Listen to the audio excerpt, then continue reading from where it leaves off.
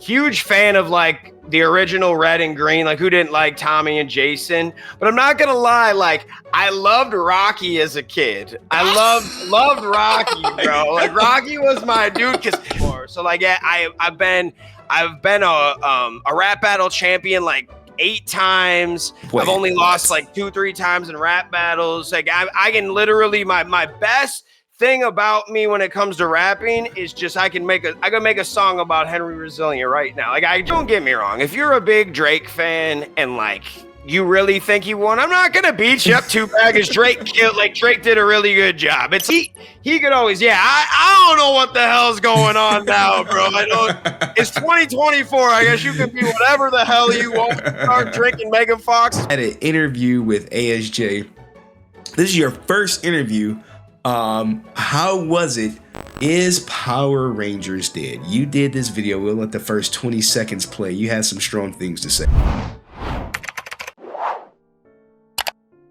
All right, everybody, I am here with the creator of the fan club, Dan Bronson. Is it Branson? Brosnan. Like Brosnan. So yeah. For those who don't know you, tell us a little bit about your channel. I see you sitting at like almost 40K subs, 3.4K videos. Like, you've been doing this a very long time, like 12 years in the game since your first upload.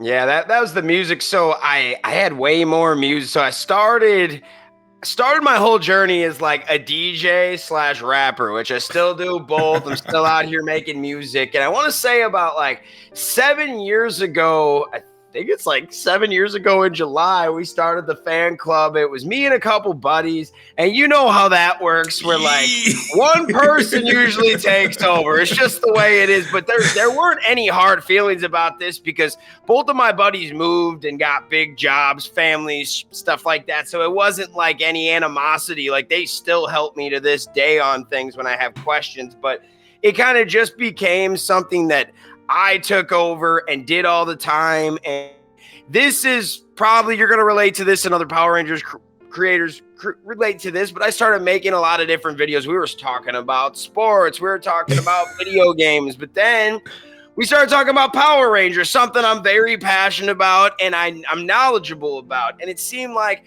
those videos started doing way better numbers than the other videos. So over time, I just started to become more pop culture, more superhero centric. And then I just started to become more Power Rangers centric. We, I think it was it 2018-ish when Beast Morphers came out? That was when we started reviewing the show. And we haven't really stopped reviewing the show. And obviously there is no show right now, but yeah. We reviewed every single episode, and that was some of my more viral videos at first were from the episode reviews, because back, and people don't maybe remember this, or maybe I'll jog your memory, but under like the Neo Saban Hasbro era, for some reason, that second half of the first and second season would be played overseas. Meaning that like if you searched and dug hard enough, you could get the season and series finales before they aired on Nickelodeon. So we would go and do those videos, and there's a couple that got me hundreds of thousands to one of them's like 1 million views because I released it before the show came out. I can't do that. Yeah, it's this one right here, the Dino Fury Season 2 finale, episode 22. Yeah, so I think that was actually the official, I think it might have been the official show, but I had clips from the French from France, so like as I'm breaking it down, you're seeing the clips right in front of you, so I think that was something that helped to my advantage on that one. Now, did you get copyright claimed on this by any chance? Just out of eventually I did, but for like 2 years I didn't, because I figured once they copyrighted me here, I even found out more. So I've got, and I'll tell all my Power Ranger creators, if you're watching this free game, you take 4 seconds of a clip and then you speed it up 1.5 and then you mix them all together. I haven't got a copyright claim in like a year. That is value. That is value. Me, my silly self, I just let them rock, and I just be like, well, I was gonna get copyright claimed. I'll eat the claim. Or whatever, but see, I got sick eating the claims, and for the longest time, I thought I got away with it. Like that video, I got like a nice, decent check from the millions of views, and then at 1.2, it stopped, and I was like, and it's gone up a little bit since, but I feel like I milked that puppy for most of its juice. And 100%, 100%, man. But I did at that time. I clipped it all up with 4-second clips and mixed it up, but I didn't speed it up. So I feel like once you speed it up and clip it up, it's basically like, I'm not going to say you own it or it's yours, but if you take away the audio, it makes the whole video irrelevant. Like nobody would watch that if you uploaded it because it makes no sense. Okay. All right. So speaking of Power Rangers, how did you get into Power Rangers? What was like your earliest childhood memory? Like how did it grow for you? Because I'm a little older, so I started watching it like, season 1, episode 1 before school and all that good stuff. How was your experience? First of all, how old are you, Henry? I'm close to 40. Okay, you don't look that old. So I'm 32, so I guess I'm not. Oh yeah, I got a lot of years on you, but that's okay. That's okay. neither here. That's neither here. I'm not the subject. Okay, how did you get in the goddamn? You got a young spirit. I got an older spirit. Okay, we work good together. So when I was 2, Power Rangers came out, and I remember like literally being a little kid just losing my shit over this show. But I do remember though, like everything changed when the Green Ranger showed up. It was just like throwing him out the Megazord, beating on him. It was like, wait, what is this? And then I actually just made a short because I'm rewatching the show, like reviewing it, and I didn't realize how like iconic they made Tommy, but it was almost on accident because they ran out of footage, right? So like he would be captured the whole show, but then at the end, he'd come up, save all the Power Rangers, and bust out the Dragon Sword. Like they did this like 10 times in a row. And at the time, we were just kids. This was awesome. But as you get older, you're like, yeah, they didn't have any footage. That's all they could do. It was very restrictive. But it did build who he is because then the footage went away. They took his powers away and every damn kid was freaking out about it. Then they brought him back as the White Ranger and the superstar of the show. So it's crazy how like having no footage kind of helped create this monster that we know. It was awesome. Okay, so with that being said, who is your favorite Power Ranger out of all of them? Man, that is a question. Dude, that's like... it could be from any season. It could be from any season. I typically lean towards MMPR because that's the only season that I watch faithfully. Okay, after that, so it was done. I'm thinking Time Force is one of my favorite seasons. I love Wes. Jason Font, the actor that plays him, is probably one of the coolest Rangers out there. There's a reason why he's booked every weekend. Super nice guy.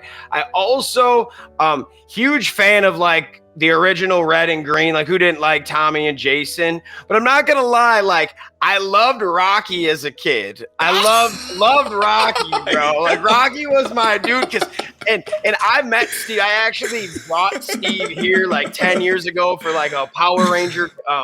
It was like a screening of the movie. It was like the 20th anniversary. We brought him here. I actually had dude in my house. It was freaking cool. And then ever since then, when I go to cons, like we actually kick it for a little bit. Like he's gonna be in Des Moines Con in like 2 weeks. I'm gonna be there all weekend. I think it's him, Karen Ashley, Bulk and Skull. Like it's gonna be legit, bro. So this thing, you can build some really nice connections that kind of last through the time. Yeah, that's freaking hilarious, dude. I asked him about that last time I saw him in Chicago. He's like, bro, I just can't escape it. I have nothing against ASJ, but we are just the same goddamn dude. Dude, I watched a video of you. Someone was hating on ASJ and somehow Rocky got brought up. He's like, yeah, that D-bag be smoking on his vape the whole time. It's like, dude, that's Rocky does not get the respect he deserves. And, Steve Cardenas, he made a post like, look, guys, I came in not as the leader and people keep trying to force him to be the leader. And I'm like, that just wasn't his character. That wasn't his character's job. So, you know, we gotta put Just some wants to have fun, man. he, man, I've never met him. I've seen him at cons, but I've never had any interaction with him, so I can't speak to his character. And I didn't see him doing any vape when I was there, but you know, uh, everyone has their own opinion, you know. But let's sidestep just for a minute. You have an interest in life, so I was, you know, stalking you on the gram, and I see you. You know, I typically don't try to show the kids, but I see you have a band. Yeah. And not only do you have a band, but you also are a rapper. Out of a too tight. And my mama, yeah, she raised a fighter. I was at the point where I was fighting myself. What got you into the music, man? Dude, honestly, it was the culture. I was like 4th, 5th grade. I just I loved the music, and I guess I started writing music, and back like now it's a lot different where you don't really need to know the forefathers to get into rap these days. It seems like a lot of the young kids don't really know, but like when you got into it, especially being a white dude in rap, you need to know what the hell is going on. So I really jumped into it, and I jumped into listening to freaking everybody from your KRS-Ones to your Tupacs to your Eminems. Like literally, I was a hip hop head, still am.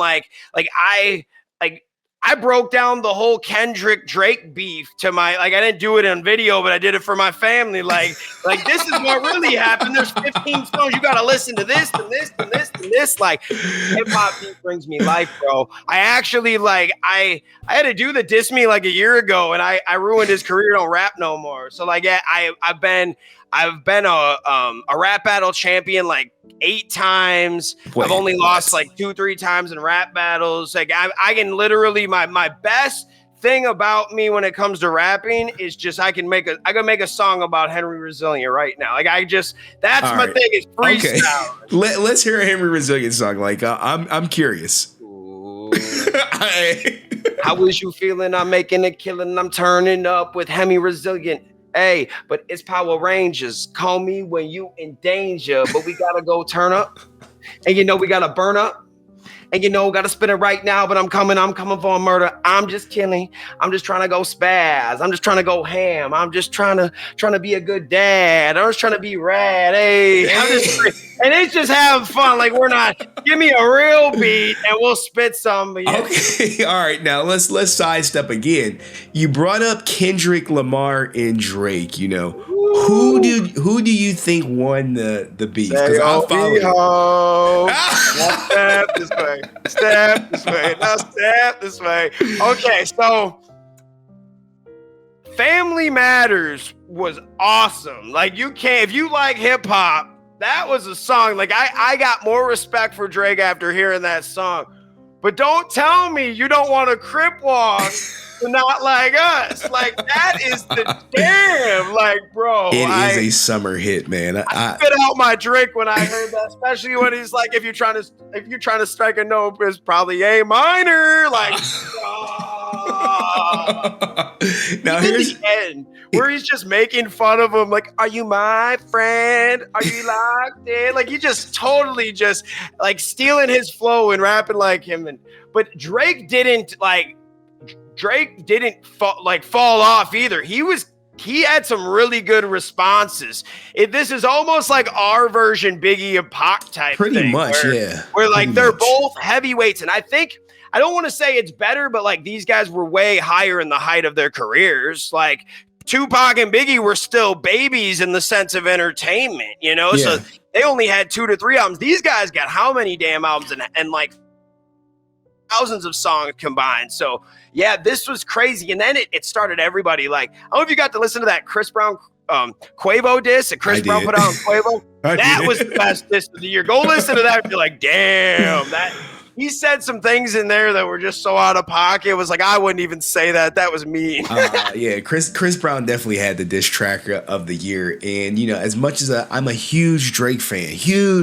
However, Kendrick did win this battle. And I don't think Drake anticipated Kendrick to keep dropping songs at the rate he was. It's like, okay, it's been 2 weeks. He ain't dropped nothing. Drop. And then next thing you know, Euphoria. didn't stop, dude. It just kept going and going. And then Drake would put out a song, and 6 minutes later, Kendrick. And I've never seen Kendrick do this before. It takes him like J. Cole said some like in one of his rhymes, like he drops a hot line every 36 months or something, and it's not lying. Like, dude, like takes big breaks. But yes, I didn't realize though, like, and I don't think J. Cole realizes that's why he kind of like put his little thing out and then dipped out, because they don't really like each other and they're taking it personal. And Cole's like, dude, I'm just a competitor in the game. If you mention my name, I'm gonna put a diss out on you.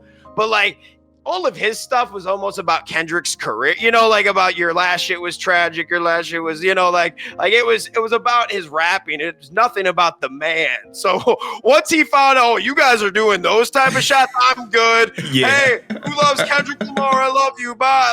Like what he did at his show. Yeah, you know what? Speaking of J. Cole, he was warned by Jesus. He was warned by, I forget, someone warned him like, hey, you need to step out. Schoolboy Q warned him at a concert. He was like, hey, you need to bow out of this because this is about to get very bad. And then J. Cole apologized, and then Kendrick Lamar's onslaught of Drake, even if it's not true, some of the things that Kendrick said, he still won the beef. He still won it. And don't get me wrong, if you're a big Drake fan and like you really think he won, I'm not gonna beat you up too bad because Drake did a really good job. It's like one of those where you kind of gotta pick sides and see what happens after. Like, good example, Eminem, MGK. You could argue Eminem won, but I could also argue MGK won, because since then Eminem has been dissed by everybody. The Game, who 10 years ago said, oh, I would never mess with that white boy, now says, dude, I can't believe I thought Eminem was better than me. Like so many people come at the guy now. It's almost like he made immortal, you know? So it's some of these you have to watch play out years later. And since 2020, MGK's at 2 #1 albums. Now they've been rock albums, but they've been #1 albums. Eminem is at 0. So like he's the only guy to go against the beast and still be alive. Like everyone else, Ja Rule went down the shitter. Everyone else's career just deteriorated, but somehow this guy worshiping the devil is somehow still #1. Like, yo, man, you need to create a channel and talk about this music stuff, man. Your knowledge is impeccable, and I'm actually surprised. I didn't know you were this heavy into music. I'm like, I saw you rapping. I'm like, all right, well, you know, we're gonna talk about him rapping, but I didn't know you were kind of like somewhat of a historian. I'm a rap nerd. I am. Like, I love it. And that's why, like, I'll be rapping till I'm like 80 because I just love it, you know? And I think there's this whole stigma that I'm breaking, like, oh, once you're 30, you can't rap. Dude, if you go to any old bar restaurant, you'll have an old 70-year-old playing Beatles songs. Like, why can't I do that? Like, why can't I just love the culture. I love it. I love the whole music. I love the disses. I love the clothes. I love the sounds, even the smells it shows, dude. Like, you know what I'm talking about, fans. Like, it's a good time. And I love it all. So yeah, I'll be like 70 still making something. They're not like us. Okay, like, so who is your favorite like performer? For me, like it was, you know, J. Cole and Jay-Z and Drake are like my top 3. I remember going to a small House of Blues concert when A Dollar and a Dream tour with J. Cole. He had broke his leg. So we in like this almost kind of like standing room only. I'm probably 7 feet away from him, just watching him perform. And I thought that was like one of the best things ever because I caught him when he was, you know, when he was kind of like an unknown. Oh, I love those. So something similar, I saw Mac Miller on his first album tour, and it was a smaller venue with like maybe 2, 3, maybe 5,000 at most. But we were front row, and dude, like, he was just a performer, man. He could sing, he could rap, and like I remember at one point he just gets his guitar and just starts singing Wonderwall, like today is gonna be the day when the world's singing back to you. Like what? And then at one point, then he does like 5 rap songs, and then he puts on a Chris Brown song. He's like, all right, you're just gonna act like this is my song, and you're gonna go crazy. Like you're just on stage jumping around to a Chris Brown. Like he was just so much fun, man. I've seen Wiz Khalifa 4 times. That was great. One time I saw him with Kevin Gates and Snoop Dogg and DJ Drama and Janae Aiko. That was probably one of the coolest shows. I saw, dude, I've seen so many damn shows. I saw Lil Wayne was probably the best show because oh my God, I was drunk and he played all for some. So I've heard sometimes Lil Wayne goes and does all the new songs. He did all the hits. He did all the No Ceilings. He did the Carter 2, the Carter 3. He did the Gangsta Grills. He did all the types of old stuff. Like I lost it. I just remember being around like a bunch of like 18, 19-year-olds, like where I was seated. And all these kids looking at me like I'm nuts because I'm just like, no ceiling. Good morning, like just going crazy. No lie, I saw Lil Wayne. He came to my city we left like halfway through because he did like some stupid intermission for like an hour, and we're like, bruh, what the hell? So we left through the intermission, but the person whose show was way like hype was Kendrick Lamar's, man. I went to go see him in New York during the TDE tour. When I tell you he had one of the best sets, it was everything. It was all energetic. It wasn't, people say he makes sleepy music, but when I went to go see him, oh my God, it was one of the best performances I've ever seen. Up there with like Jay-Z and Beyonce when they came. But you know who's super underrated that puts on a great show? Tech Nine, man, that guy. Like your twist. I've seen Twisted Tech Nine. Like the guy's a fast rap dude, crazy live. And then last year I went to like a bunch of shows. We have like a it's called Backwater Stage. Holds like 10,000 people. It's kind of like a giant parking lot with a giant luxury stage and sound system. But last year Jelly Roll came, and was, dude, that was like I've been to probably 30, 40 shows at this point. There was a point where like I cried because it was beautiful, and like the dude is the best. It's just a crazy story. Dude was like a giant druggie like 10 years ago. Like he was just it, and he made it, bro. Like he's out here selling out stadiums almost damn near. He's got like #1 songs. It's pretty cool. Like, and a lot of his music, about a year and a half ago, I went through a difficult time with my own mental health. And his music, man, really helped me out. Like, there's a lot, dude. Music is great. And I guess I never answered your question. When it comes to my favorite rappers, when I was a kid, and I know some people are going to be like, what the hell? But for years, my favorite rapper was Chamillionaire. He had the best punchlines up there with yeah, dude, great rapper. Him and Lil Wayne were just my favorite through like junior high and high school, man. They were just pushing out really good stuff. Love Lil Wayne, love the whole Young Money crew. I like Nicki and Drake as much as the next guy. Like I've got them in the playlist.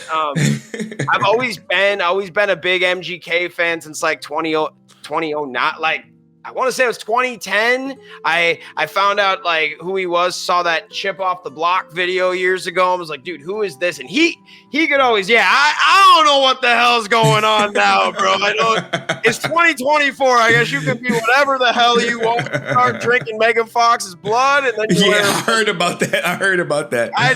Dude, they're a bunch of they're crazy. I like his music though, and he's a great example to show my kids I can still like his music and not necessarily love the person. Like you can separate, like, and I've been telling the fans that even with the whole ASJ thing, you can still love the character. You can still like Jason. You can still like, don't let that ruin like what you felt in the past, because those memories and feelings are still real. It's just, people are people, and man, like someday you might love my show, but dude, someone might say something to me, I might knock him out, I might go to jail. Like, we're all like, we all make mistakes, dude. Like we all do. And I mean, I know friends that were locked up for worse shit than ASJ, and I mean, some of them I'm still friends with, some of them not. It depends on their character, It depends. Like once you get out, are you still going to be a POS, or you're going to try to get your shit together? So that's one thing that I don't care too much about what you've done in the past. It's more about what are you doing now to better yourself. All right. Now, you brought up ASJ, and I knew you were gonna bring it up eventually, so I thought I'd just throw it in there. It was coming. You actually had an interview with ASJ. This is your first interview How was it interviewing ASJ this time, this instance right here? Try to go back to, I believe this was 2019, July 1st. Go back to that moment. What was this like meeting ASJ and getting this interview? Bro, I was shaking. I saw you. You was pacing like back and forth. I'm like, bro, you got to stop pacing. But I get beat up. I get beat up for this interview, but I won't delete it because I'm excited. I don't care what people think, dude. I gotta have thick skin. I was a white rapper in 05, man. I got to, man. So like, I think like I was just so nervous because I've never done this before. You know, like I've interviewed, I think before this, the only interview I ever had was Larry Houston, the producer for the original X-Men. Now he's on X-Men 97, which I thought was cool, but like he was just super nice, an older guy, and it wasn't like he made my childhood, but it wasn't almost starstruck. You know, like you see this guy and you're just like deer in the headlights. Like I was kind of melting like Parquet a little bit, and I didn't even know what the hell I was saying. I'm going like this the whole time. I'm shaking but overall, I give it like a 6 out of 10 for an interview. I could have been way worse. Yeah, I could have been way better, but I mean, you go and interview your childhood hero for the first time and tell me that it's going to be better than this. Like, unless you really I was definitely starstruck, and he was really nice, man. Like, and that's why when the whole thing was going on, I was trying to be respectful because like he gave me a shot when nobody else did, and he was nice. He wasn't a dick to me. So like I always want to pay that back, but I'm also like in my videos, I also say I'm not going to act like the sky's not falling when it is. Like we're going to talk about certain things. We can just be respectful about it. Like we don't got to, just shit on people, but at the same time, the fans want to know about this stuff too, like, because some fans, as you see, some fans don't really know what's going on. They don't know. They don't know. So it is kind of up to some of us, even if I'm doing it in a more positive way, I still want to do it because I think some fans deserve to know what's really going on.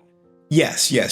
So, the thing that was going on with Austin St. John, or most recent, he had like plenty of other things, but the most prominent thing that's going on is his wire fraud. And most recently, he did get the loan, I believe for what, $220,000 year ago. $225,000. He sent some money to Moran, which is the guy everyone used. But initially, he put in a plea of not guilty. But as of recently, he changed his plea. He went through the whole process, changed his plea, and he has entered in a guilty plea with the United States government. And as a result of that, he agreed that he did conspired to commit wire fraud. He also named Court Newman, which is one of his longtime friends, and he named the Andrew Moran guy as the guy who's the house they went to. And here is a picture of them after they got the money from the government. But what is your take on everything with ASJ? Like, considering you did the interview and now I saw you put out a video on it. What is your take on the whole situation? So unlike a lot of people out there, I actually did receive a PPP loan. So like I that was the first thing I kind of said was, hey, explained how it worked. And most people that did it correctly and have a business and show loss of income, they were fine.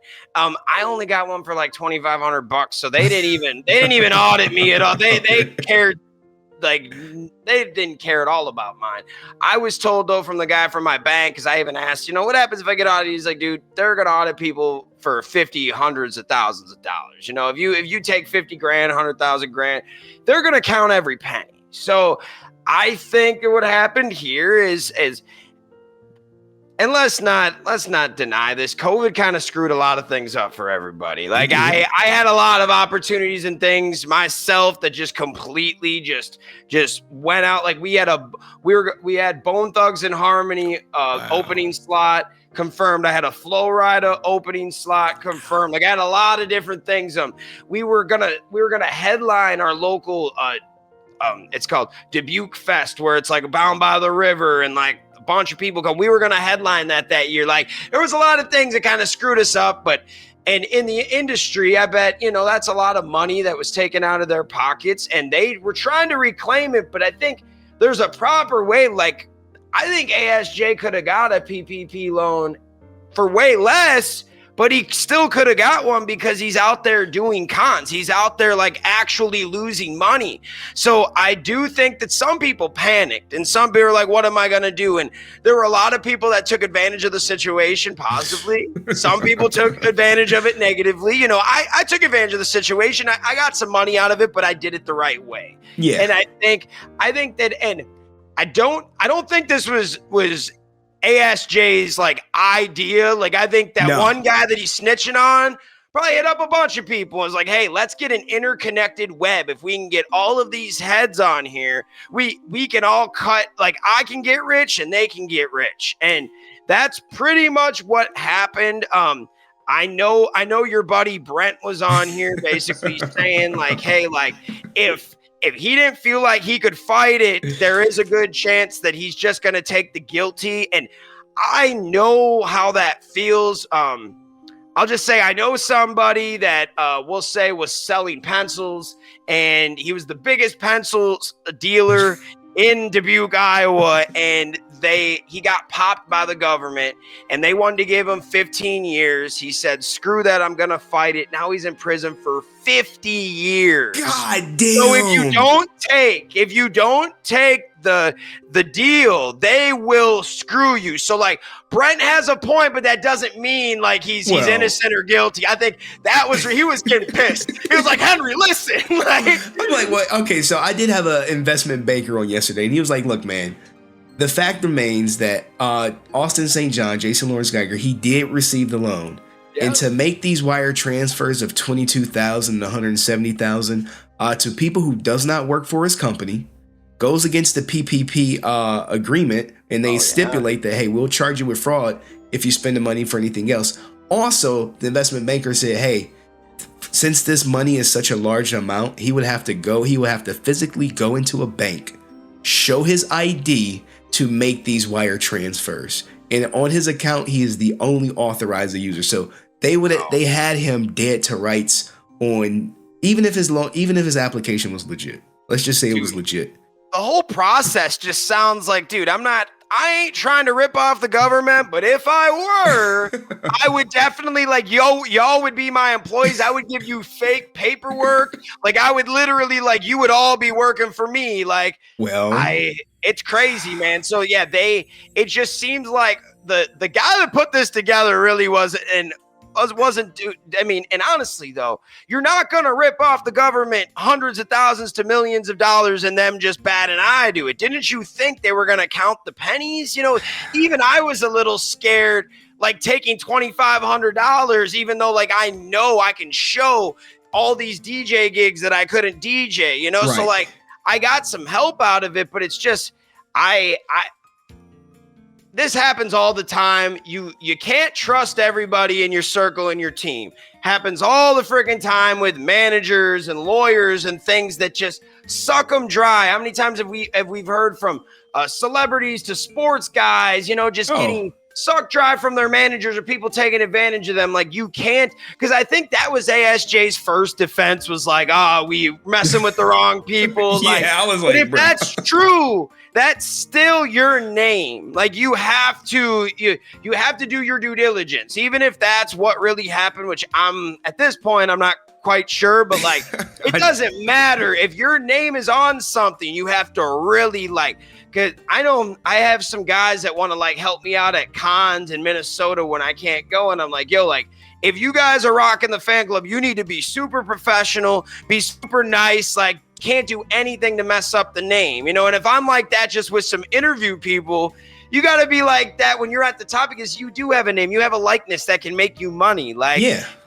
Like, you can get booked and be in California next week and make 5 G's for your appearance. Like, you don't want to mess that money up, bro. Well, I mean, I've seen the money may be messed up. I've seen him doing like a con this weekend where it's like $10 to get in, and he's gonna be there for like all day from 10 a.m. to 8 p.m. doing signatures, autographs, or whatever. But you would be surprised though. See, I saw Walter Jones at one of those. Mm-hmm.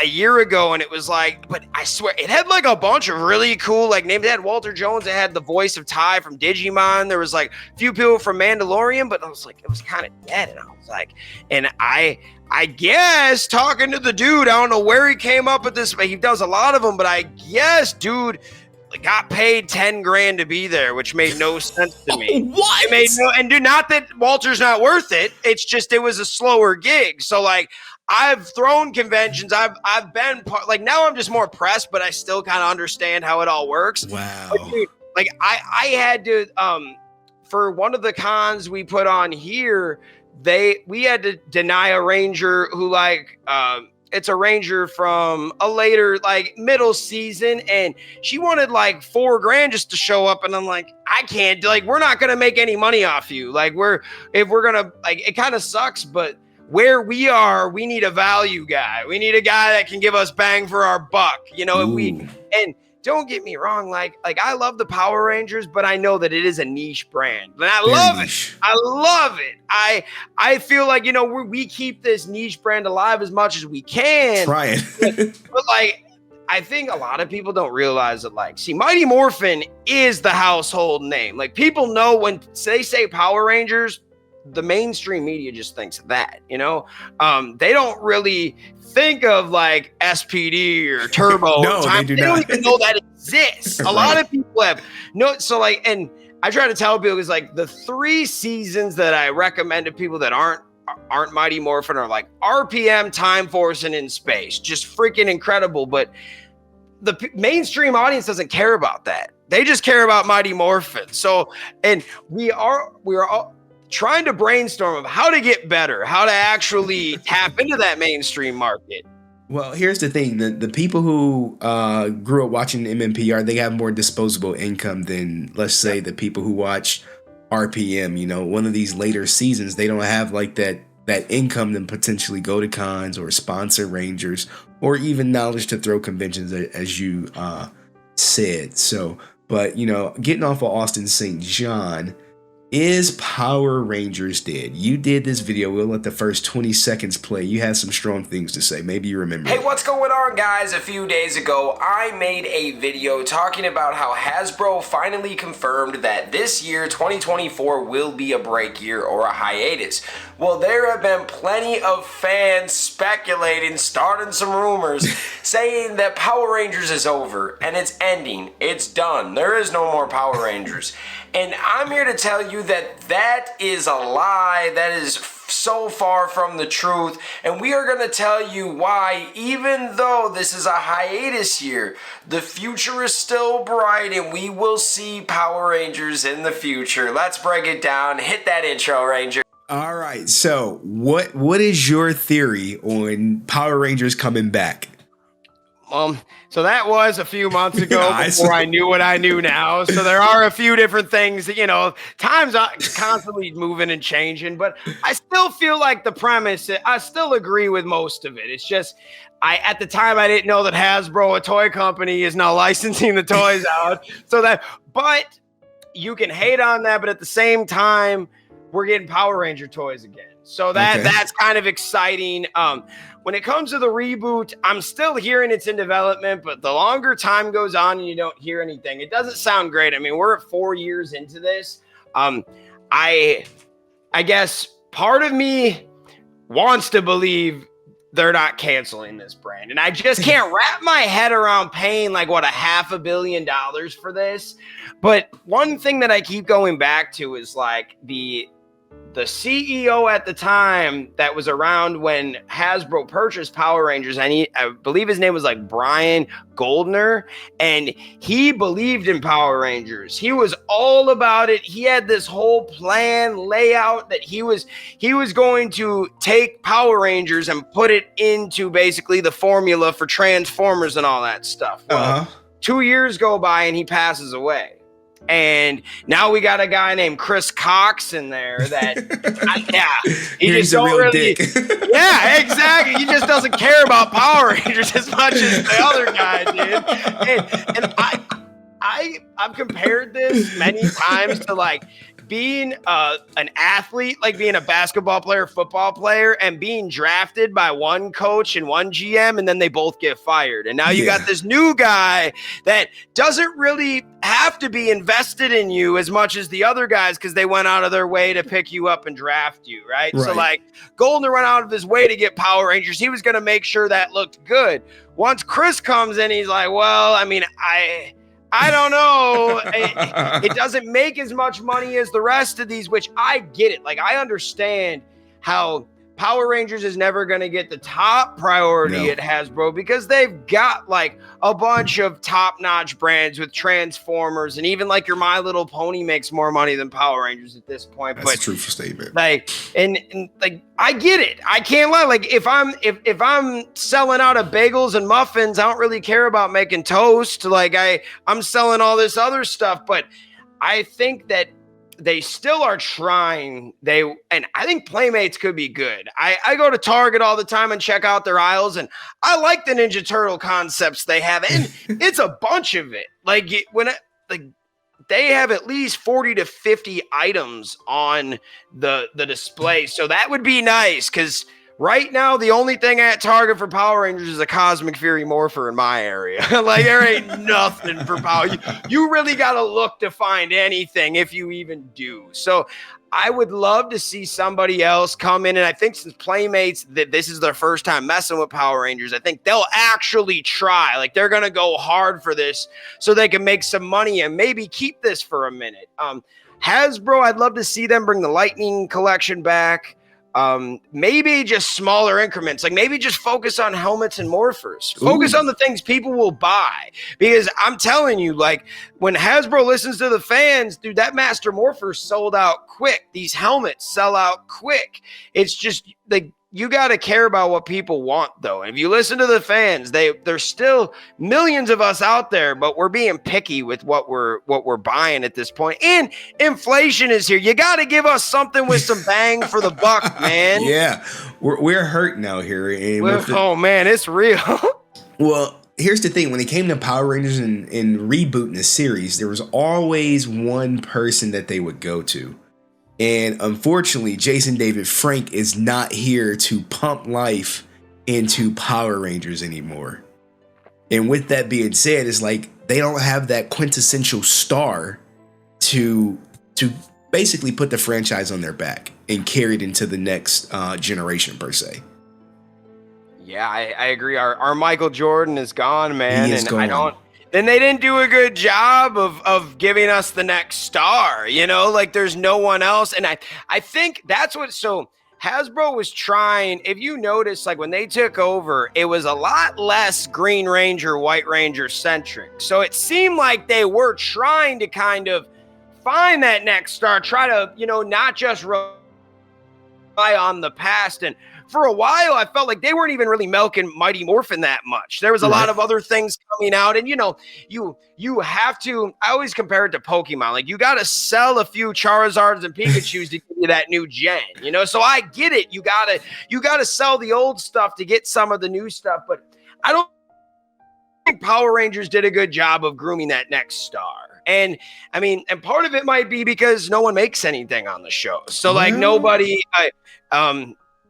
well, I mean, might now maybe like Once and Always guys and stuff might have got a little bigger of a paycheck, but like I've heard for a long time, because it was non-union, that like these guys, they weren't paying a lot. And then, you know, when you go to New Zealand, you got to pay for that yourself. They don't like your whole staying and everything. So like you're paying to stay in New Zealand and work type thing. It's a lot down there. It is. And Once and Always, I'm happy you brought up Once and Always, because I believe Jason David Frank said he was like, yo, I'm not doing Once and Always. I'm going to focus on Legend of White Dragon. Yeah. What did his passing? I saw you covered it and you spoke that you didn't believe it at first. No, because like people do things for clicks all the time. Like I remember 10 years ago when they said Lil Wayne was dead. like it happens, bro. Like it happens. But I guess I had a few people, like, and I think you've heard the story, like, if you're into the community, you know people, you know, and I got this message maybe like a day or two before it was like confirmed, and I was like, dude, shut up. Like, are you for real? Like, and I just right away, I was just questioning everything. Like, what do you mean he died? Like, dude was just in an interview a few days ago. Like, he looked like he was fine. I mean, now you could see, like, his last year, he did look a little rougher than like the years before. He was going through a lot. You could tell, man. Life took his toll on the man. But he was still so positive. Like, even up until like his last few years, he was really about the whole mental health journey. And I wish, you know, he was trying to help people, but I think he needed to go help himself. He needed to go talk to somebody. And hey, anybody out there, I'm telling you, man, like I did therapy for a year and I got to the point where like, dude, you're good. You don't really need to come anymore. But like, it changed my life, man. If you can figure out what's wrong with you and how it got there, then you can fix it. You know, I had a lot of issues that I didn't even know why they were there. Once I figured out why they were there, I could go back and reprogram myself. And as guys, man, there's this stigma. Just suck it up. Don't be a puss. Be a man. Be a man. For real. Don't cry. Don't tell people how you feel. That's a sign of weakness. But honestly, the strongest thing you can do is say, I've got a problem. I got to solve it. And so that I just want to throw that in there because a lot of people kind of, when that happened, a lot of people were like, oh my God, like if he's doing that, like what, you know, like, Am I capable of doing that? You know, and it's like we all are, but we got to get into our heads and reprogram ourselves and how we think about ourselves, how we look at ourselves in the mirror, man. I heard something like if you just look in the mirror every morning and take like 30 deep breaths and say, I love myself, you're better off. And I said it was bull crap. And then I tried and it's like, you know what? That kind of does feel good. Like I'm like one-on-one telling myself it means something, bro. Like, and hey, even us creators that have fans and get love, we need to do it too, man. Like, hey, I agree. I agree with you. It's weird, but you can have thousands of people telling you you're great, but you still need to know you're great. It doesn't mean their opinion doesn't mean anything. If you're running on a half cup, you're not full. You can't replenish anybody, you know? So I think we need to take care of ourselves first before we help anybody else out. RIP JDF. Now, speaking of reboots that were successful and a full cup, what do you think about the reboot of X-Men 97? Unexpectedly awesome. I'm not gonna lie.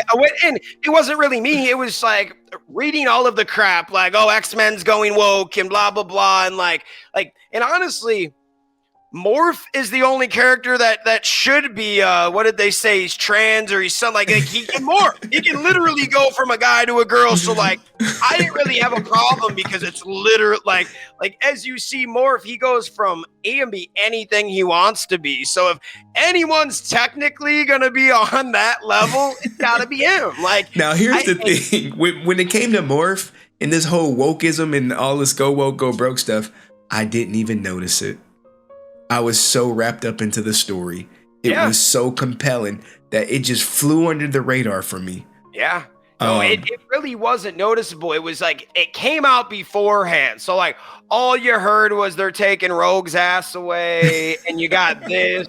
Like those are the only two. Now, like, dude, I guess if you really wanted to nitpick, you could be like, well, like, why'd you make Gambit look so like cut all the time? Like the guys did not lose their masculine, but like I thought that's all we have to complain though is an ass.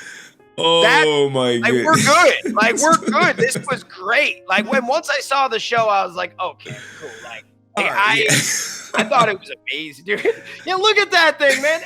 And like honestly, it was supposed to be like, hey, Rogue is like the most beautiful, sexiest character that can't be touched. Like that was the whole thing. Like she is like, you can't touch her even though you want to. And I mean, yeah, they took it away. I think more people freaked out than needed to.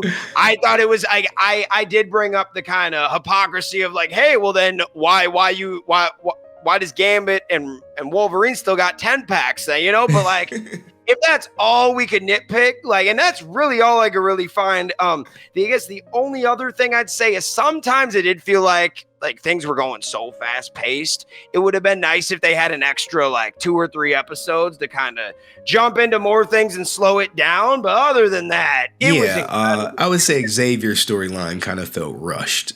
Yeah.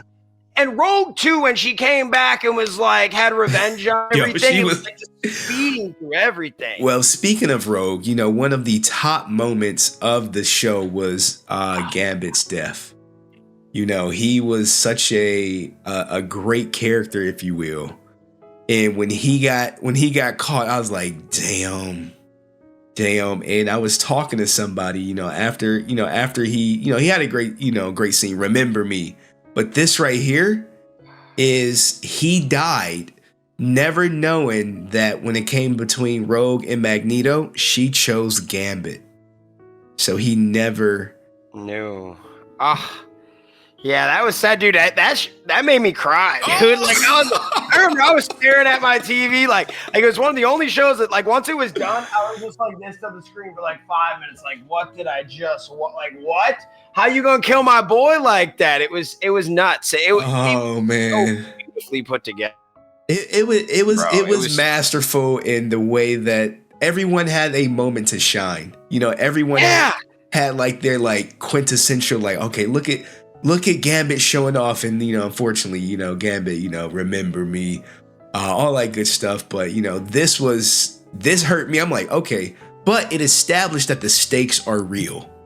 Yes. Because normally, we have a big fight, no one dies. I mean, they even killed Leech or whatever. It was like, you know, when Magneto was like, you know, don't fear anything. I was like, it gave me like Iron Man, Spider-Man vibes from Endgame or whatever. Yeah. Infinity Wars. He's like, I don't feel so good, Tony. I was like, oh shit, damn. It was heavy. So for this X-Men 97 to hit such a emotional chord with people, you know it has to be clicking on all cylinders. Now, another big moment for everybody, and I think do you follow the comics at all?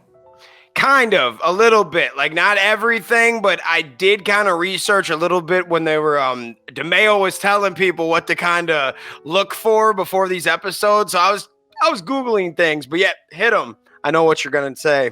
When Magneto gets stabbed in the back by Wolverine, I'm like, this guy, Wolverine finally pushed Magneto to his limits. You know, the been in a lot of war. We could play this. This I don't care if it get copyrighted. You know, he's like, been in a lot of wars, bub. Been in a lot of wars, bub. The brave always die first. Logan. Finally. You should have warned us about Genosha. You know, he ends up going off and ends up ripping him to shreds. He's like, finally, you know, we can stop this childish feud. I knew, I'm like, oh shit, he's doing it. No! For the love of God, don't do this! And I'm like, Charles, for the love of God, do you think Magneto believes in God at this point? You know, he survived the Holocaust. His parents did not. He just survived another genocide in Genosha. His Leech did not, which you can say is like maybe like the equivalent of a son or something. He's like, nah, man, I'm tired of this shit. Let me show you I'm not playing. I hate him. So this part right here was like, God damn, man. I'm fine. Look, guys, I root for the bad guy. I root for the Joker in Batman. I root for Thanos in Infinity Wars. I was rooting for Magneto, even though he's more like an anti-hero than bad guy. Only person I do not root against is Spider-Man, but that's a different story. What do you think? Whose side were you on in this? I want you to pick a side, Magneto or Xavier. Oh, Magneto. Like, honestly, because like Xavier kind of came, like, I didn't like some things Xavier did in this season. So you're telling me you've been alive this whole time and these dudes are out here dying and you out here trying to marry this girl, and she didn't scramble your brain, but he thought about it. He thought about having his brain scrambled. And I just the fact that'd be like that'd be like your girl just thinking about cheating. You know what I mean? Just she thought about it, bro. Like, damn. Yeah, man, Magneto. I don't know. Xavier is still, I even said, dude, he's a good guy. Like, we know he means well. but there are some selfish things in here that like make the like good example, right? You die, you leave everything to a global terrorist. Again, he tries to change his life, but didn't you think that the world wouldn't accept him? They don't accept your dumbass, but you're going to let Magneto run the X-Men now. Don't you think that they're going to try to kill him, which they did? Like, yeah, they did. It was so bad. Like, so yet, like Professor X, his heart's in the right place, but his mind, I mean, the dude can read minds. So he knows everyone is going to be against this. I'm so confused on this character because he should be way better off than we are. Like, this shouldn't have happened at all, but you know what?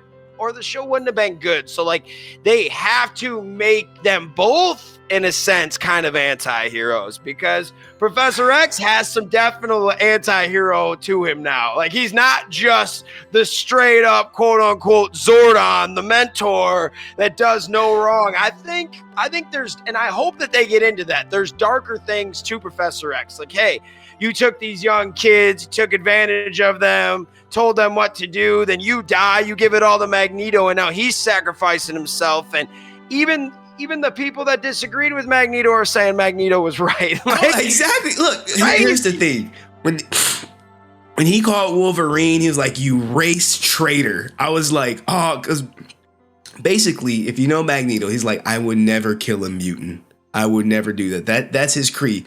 Mutants are us or whatever. I'm never turning on my race. Yeah. Which is the mutant race. But he's like, even right there, right? Even in this scene, he could have killed everybody right here. He could have killed them all. But he's like, no, and he's just shutting Charles down. Like, you know, you're not playing with my brain anymore. That shit's donezo.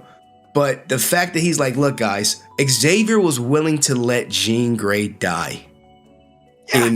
And then Cyclops literally, if it wasn't for Cyclops stepping up, Jean Grey would be dead. Let me try to find it. Where he's like, Gold Team needs more time, sir. Because she was like, Scott, I'm about to die. She like messaged him. And then that's when he stopped Professor X from hurting Xavier or Magneto. So that's where I'm like, bro, I cannot get behind Professor X per se because his allegiance to humans. He would sacrifice mutants for humans to live. Yeah, and it's like, I understand that his heart's in the right place, but at some point, like you have to see that these humans in this show are just stupidly idiotic, like, and they hate you. So what are you gonna do? Like, I mean, at the end when they're blowing up that giant meteor above the earth, like, what did you think was gonna happen, you idiots? And then the X-Men got to save you again for your stupid like things that you do. So at this point, like, these humans in this show suck. So I'm not gonna say kill all the humans in the show, but definitely I feel what Magneto is feeling. Okay. I understand, and they did a great job of making like a character that's gone around killing people relatable. Like, and you could feel the hurt. You could feel like, and then when he takes over Xavier's role, he's trying to do good now. Okay, I've done it the wrong way. Now I'm gonna do it Professor's way. Well, it still didn't work out. How far that got him. Exactly, and I was all team him. I loved it. I'm still team Magneto. I don't know if they're going to introduce Onslaught because, you know, after they defeated Bastion, you know, everyone was warped in different times, but they are about to introduce my most favorite character ever in Apocalypse. This is the guy. This is the guy I remember watching the cartoon. I'm like, yo, he is kicking their asses. And they can't do nothing with him other than put him in like some prison and let him orbit in space. That was like, you know, how they defeated him back then. But what do you think about Apocalypse being introduced and probably going to be the villain for season 2? Yeah, I'm very interested because you saw him twice. You saw like the old, like Ansaba Noor or whatever his name is, like before he was like, you know, the full version Apocalypse. But then present day Apocalypse is alive at the end and he's got Gambit's card. And yes. I think that he's going to resurrect him as one of his four yes. Dark Horsemen. Oh, yes. Man. He's going to be He's gonna be Death, I believe. Apocalypse, Marvel 97. I think he's gonna come back as Death, if I'm not mistaken. You're right. Oh my God. Just because, you know, I've been looking into the comics just a little bit, so he's definitely gonna come back as, you can see right here. This is likely. Right. They did have that little clip in the Xavier's mind thing, yeah. And this is where and I believe his powers, when he comes back, he can make anything explode, even using his mind. He doesn't have to touch it. And it's not just inorganic matter, organic matter too. So he could just touch a person and explode them. Boom. He can look at a person and they can explode. So my God. Dude, Rogue's gonna lose it. Rogue's gonna have to fight. Well, bro. What if I told you, since Rogue sided with Magneto, she's gonna side with Apocalypse and be one of his horsemen too?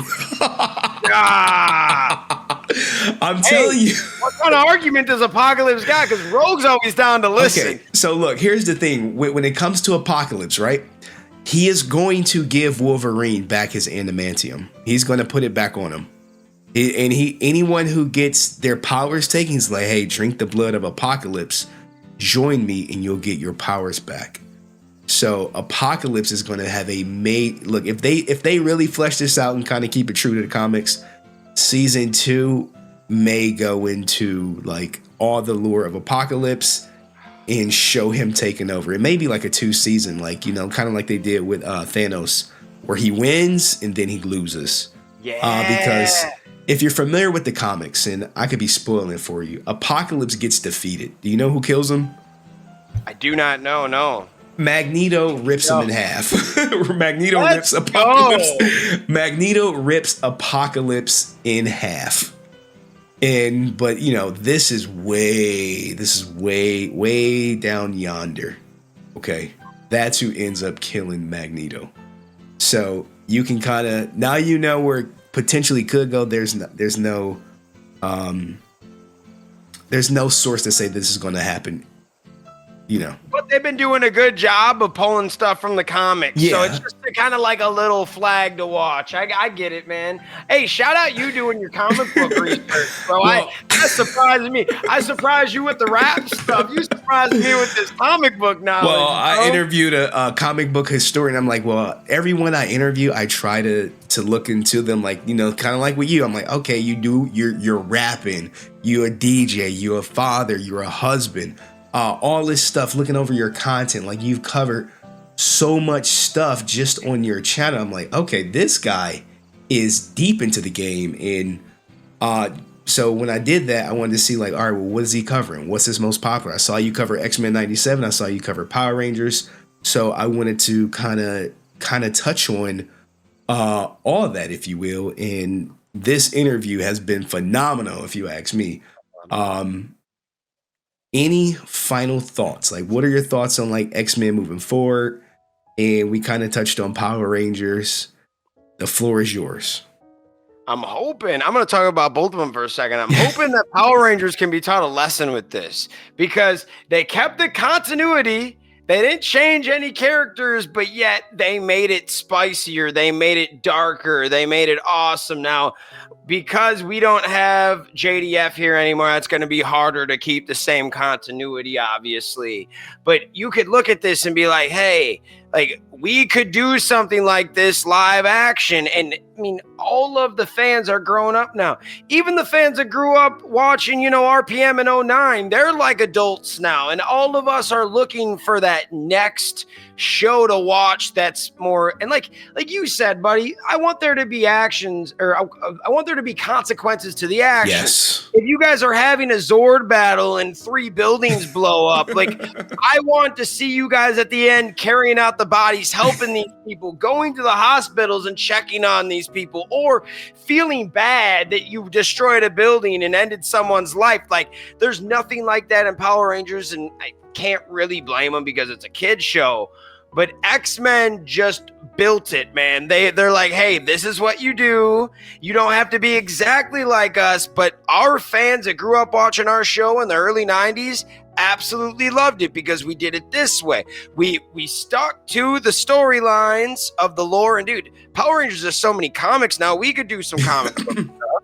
And dude, the great storylines, by the way. These comic book storylines are better than half of these seasons. So you could pull from that and then just grow the characters, make it darker, more for like the Return by oh yeah, that was good too. Yeah, like they can easily pull from The Return, and I think they would be great. But you're exactly right. We do need a dark future for Power Rangers, man. Any of that kiddie stuff is just probably not going to go over too well because now the fandom spans between you could probably be 10 to 40. And you're like, oh yeah, I'm familiar with Power Rangers. And it's just one show, and I think they're doing it all wrong because if I was in charge, this is what I would do. I would have your older market show, and then I would look at what kids today like. Like you're a dad, you got a daughter. Yes. What do kids today like? They like your Blippies, they like your CGI, your Cocomelons. They like your Spidey and his Amazing Friends, the Paw Patrol. Paw Patrol is goated in my house. A show like that.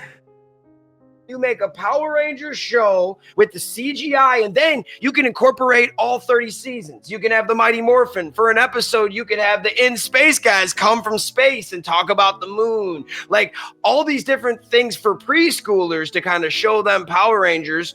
And as parents, we can still get a kick out of it because they're showing us old school characters, but it's for the new generation. For them, and then you give us a show for us. And I always compare it to...